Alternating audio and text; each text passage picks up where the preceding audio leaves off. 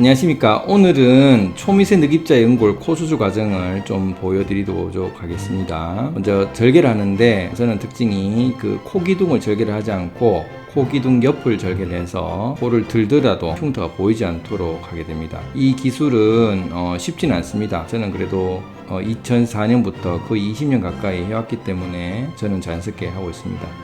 그리고 이제 박리 과정을 이제 하게 되는데, 이 절개를 한 다음에 코 기둥을 박리를 먼저 하고, 그래서 코 기둥과 연골을 노출시키고 나서 꺾여진 가위로 그 코 연골, 코 끝 연골을 노출을 하게 되죠.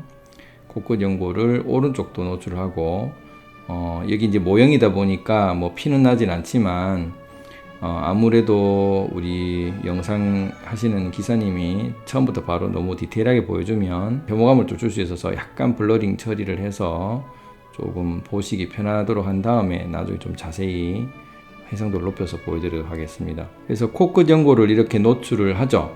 코끝 연골이 부메랑처럼 V 형식으로 이렇게 되어 있습니다.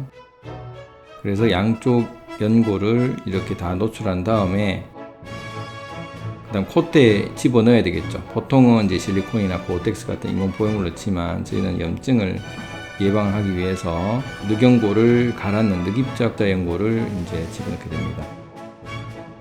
그 다음에 코끝 묶기인데, 코끝 묶기를 보통 이제 인터넷에는 약간 과하게 실제 코끝이 올라간 것처럼 보여지도록 하지만 실제 코끝을 이렇게 묶는 걸 보시면 그렇게 올라가지는 않습니다.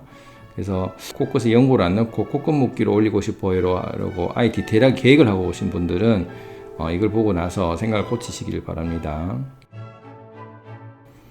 그 다음 이제 이렇게 코끝을 서로 모아주고 나서, 왜냐하면 모아줘야지 아래쪽 코끝 연골이 단단하게 지지대가 형성이 되거든요. 그래야지 코끝을 늑연골로 올리더라도 무너지는 것을 좀 더 예방을 할 수 있기 좋기 때문에 오른쪽 왼쪽으로 이렇게 서로 묶어 주게 됩니다.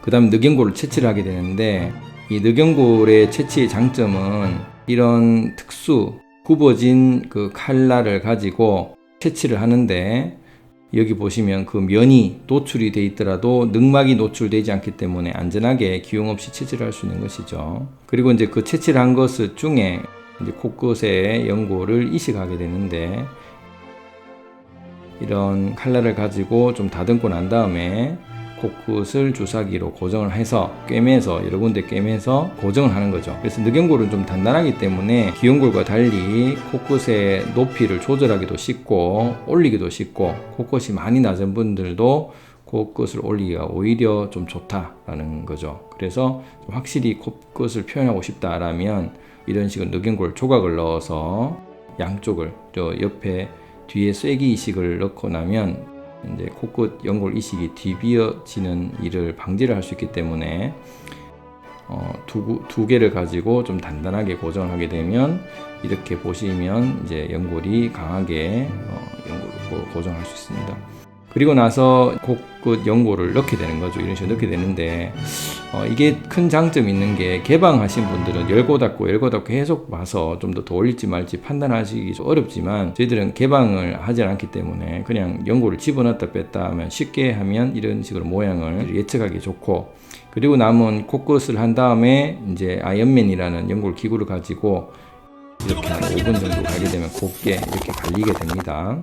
그리고 나서 생리식염수를 이제 시린지에 빨게 되면 이런 식으로 코끝 연골을 시린지에 주사기에 넣을 수가 있고, 그것을 콧구멍에 넣어서 이제 콧대에 이렇게 넣어 가지고 전체 넣고 나서는 조금씩 몰딩을 하게 됩니다. 이런 몰딩을 해서 콧대를 실제 수작업으로 다 만들게 되면 이런 식으로 전체 모습을 알 수 있습니다. 감사합니다.